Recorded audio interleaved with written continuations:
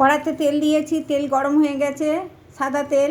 দুটো বড় বড় পেঁয়াজ কেটে দিয়েছি, একটা বড় ক্যাপসিকাম কেটে দিয়ে দিলাম, একটা বড় টমেটো কেটে দিয়ে দিলাম। একটু নুন দিয়ে নেড়ে ছেড়ে নেব।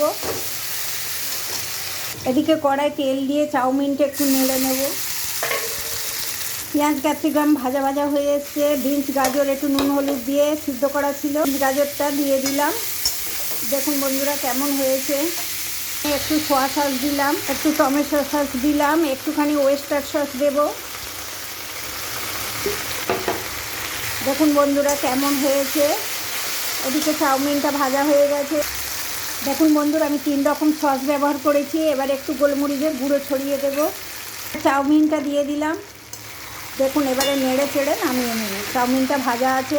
দেখুন বন্ধুরা কাঁটা দিয়ে আমি নেড়ে দিয়েছি এরম করে করে দু হাতে। হ্যাঁ, কেমন হয়েছে দেখে বলবেন। ভালো লাগলে বন্ধু ভেবে একটা লাইক শেয়ার কমেন্ট করে দেবেন।